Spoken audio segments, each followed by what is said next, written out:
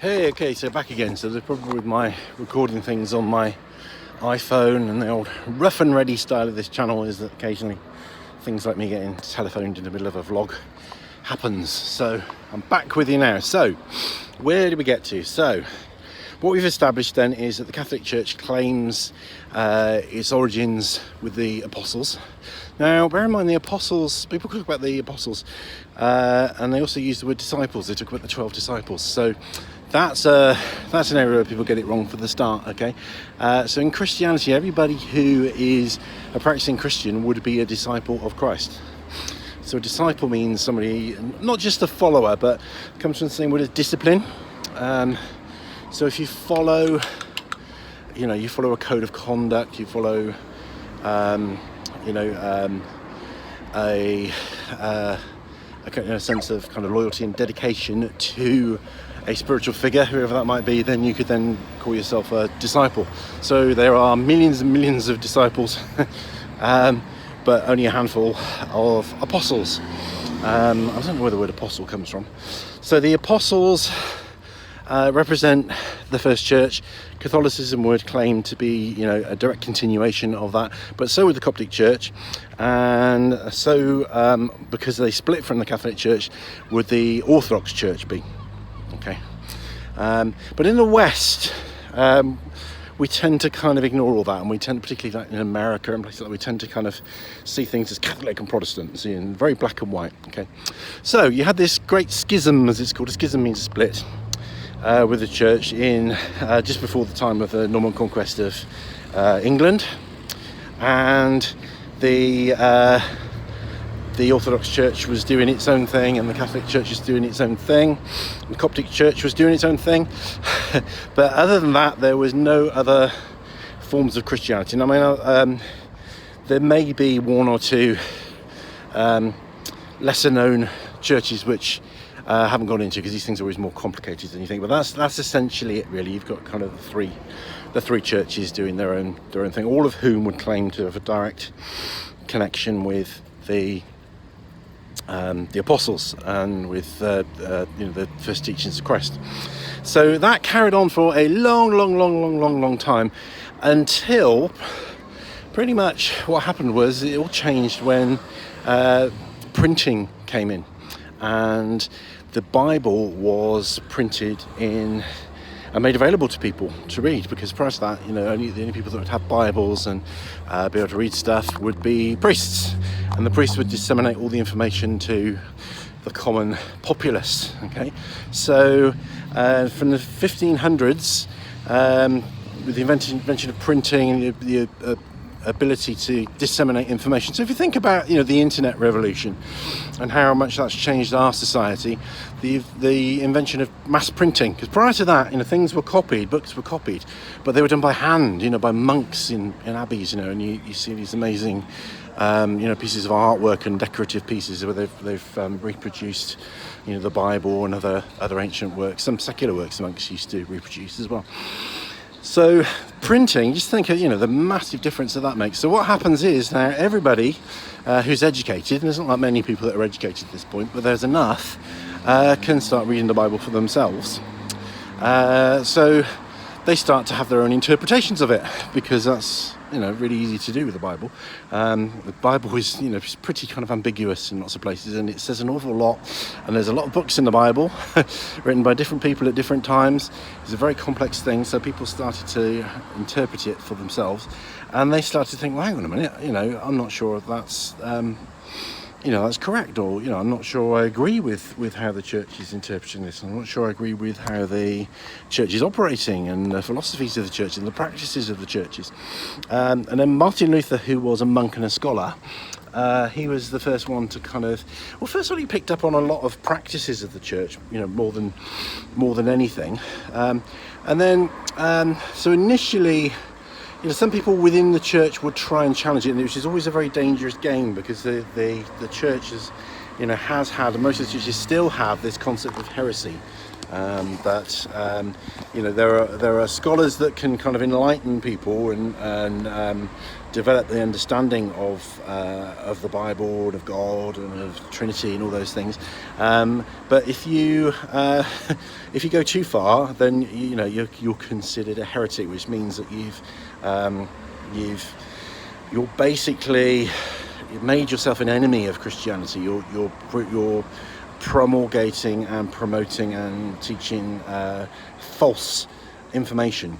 And heretics in the past have been burned at the stake. That's something that happened a lot. Okay, so challenging the church was a risky business. Martin Luther was one of the first people to kind of stand up and do that, and he got away with it so he started to challenge things, and there were other things around at the same time which were more politically driven. So particularly in England, so what that's known as is the Reformation. So basically, from this point onwards, around about the middle of the 1500s, people started to break away from Catholicism. First of all, people tried to challenge it from within when they were brave enough, and then people started to kind of basically set up their own churches and presenting different viewpoints.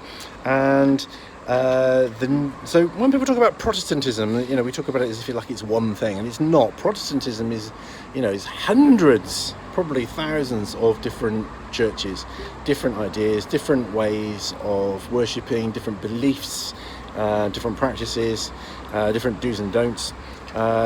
And that all kind of started with this kind of big explosion around about the middle of the 1500s, and has been happening since, because the churches that formed, they split, and then their splintered groups split into other groups, and that's where the kind of like the Monty Python, the People's Front of Judea and the Judean People's Front kind of comes into it, because that's what people are like. People, first of all, people bond over what they agree on and their commonalities, and then when they start to explore things and discuss things and develop ideas even further, they start to disagree and they start to form separate camps, and that's how it's kind of, in a way, it kind of mirrors evolution, I think. It's like the diversity of species. I don't think it's necessarily a bad thing, but it's certainly what happens. So Protestantism is a whole bunch of churches, all have their origins from well, not all have their origins, some split away later, but it all kind of began this kind of fracturing of and this drawing away from Catholicism into a myriad of other churches. All began around that time, and really printing. There were some of the things that influenced it, like politics and money. Henry VIII had a lot to do with it. We could talk a lot about Henry VIII.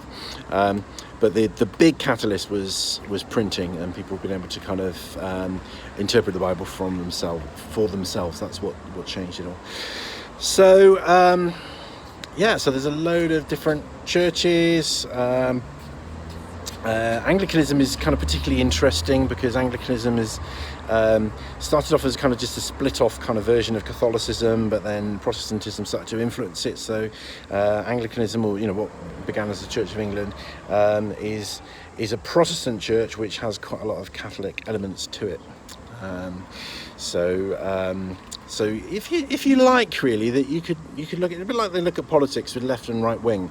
You've got kind of high church, which is or you could call kind of Catholicism, on one end of the spectrum, and then you've got another pole, and the churches that kind of were most different from Catholicism were the ones often that object to ceremony. They object to things like the vestments that the priest wears, and a lot of churches actually reject the whole notion of priests. So you've got kind of the very simple minimum ceremony, not seeing a necessity for priests. So it's more something that's from the people, by the people ministering to each other. They're on the one end of the spectrum, and then you've got kind of Catholicism on the other end of the spectrum, and various things in the middle. One of the big things that people kind of argued about around this big split into Protestantism was the meaning of Holy Communion. So Holy Communion is what I grew up referring to it as. The Catholics refer to it as the Mass. So Eucharist, so we're talking about the bread and the wine, okay, and what that means, and beliefs about whether it literally turns into the body and blood of Christ, or whether it's just symbolism, or even whether it's very important. So some Protestant churches hardly ever celebrate the Eucharist. So this is something that's biblical. This is what Jesus said to his disciples: do this in remembrance of me. Now, some churches like the Catholicism see this as central. It's the core element of Catholicism. This is what it's all about, and they gather together to celebrate Mass, and having Mass is the most important part of Catholicism. Whereas some Protestant churches, the Mass, is neither here nor there. They do it. They might do it once. Some churches might do it very seldom, every few months or once a year, and they see it as a memorial, just as a not as a sacrament. So the Catholic Church talks about sacraments, certain things which are holy and ordained by God, and some of the Protestant churches see those things as just more like traditions. They might still do them, but they don't hold the same significance and importance. So that's basically the difference between Catholic and Protestant. So Catholic is still, Catholicism remains as one church, one entity, and centrally controlled, and if you go to the fascinating thing is, if you go to a Catholic Mass on any given day anywhere in the world, it will be the same Bible readings and the same essentially the same format, because they all follow the same program, if you like. It's called a missal, but they follow the same program. So Protestant churches are often more spontaneous, so they sometimes there's less structure, and people might speak when they're moved. So, for example, the Quakers, they would kind of sit in silence and speak when they're moved to speak, whereas the Catholic Church is very, very ordered. Now, how do all these churches relate to each other? Well, there's a real mix again. So there is absolute hatred and hostility among some members of the churches. There are Catholics that hate Protestants and think they're all damned to hell. There are Protestants that think the Pope is the Antichrist and the Catholic Church is the worst thing ever. And there are lots of people that really don't care. They see themselves as Christians, and people of other denominations are their Christian brothers and sisters. They don't, it's not a big deal. That's essentially the difference. So they're all Christians, and Protestants. So if somebody identifies themselves as Protestant, they will probably belong to one of many, many churches. If somebody says they're Catholic, then they belong to the Catholic Church. And the Catholic Church remains the biggest denomination on the planet at the moment. I hope that kind of gives you a flavour, really. I mean, there's loads more to this. It's a fascinating subject. If you want to get into this in depth, there's a guy that I follow called Ryan Reeves, who's a historian and I think a theologian, and he does some brilliant lectures on YouTube. So I'll see if I can put some links to him. But people often say, they get very confused about what's Catholic and what's Protestant. And that essentially is it. So if somebody's Protestant, it can mean anything, really. You can't make any assumptions about what Protestantism might mean to somebody, but you can make some guesses about what Catholicism might mean, because it's a much more clear-cut, structured, defined, a single entity, so much easier to get your head around in a way. Yeah. Okay, I don't think I can add any more at this point. I hope that has sufficiently demystified the subject to the basic level. And like I say, if you're interested in this, there's plenty of people that can give you more information. And what I would say is just be careful, really. Of what sources you go to, and try and avoid some of the extremes, I would say. Because I think this hostility between one party and another is personally, I think is ridiculous. I think we're all, as human beings, we're all different. We like different food, we like different lifestyles, we have different cultures. Why wouldn't we have different denominations and of course different religions? So we're just talking about Christianity here, but personally, I'm a great believer in live and let live. I've got total respect for atheists. I've got total respect for Christians, Muslims, any kind of religion, provided that the individuals are respectful of other people.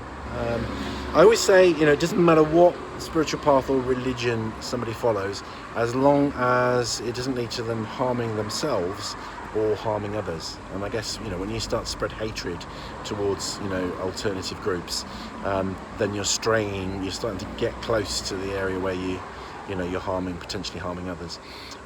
So there's a couple of like on YouTube, there's a couple of kind of there's some really kind of hardcore kind of Catholic sites on there, and some really hardcore Protestant sites on there, and I would advise the middle ground. But of course, if you draw to those extremes and stuff, you have every right to as well.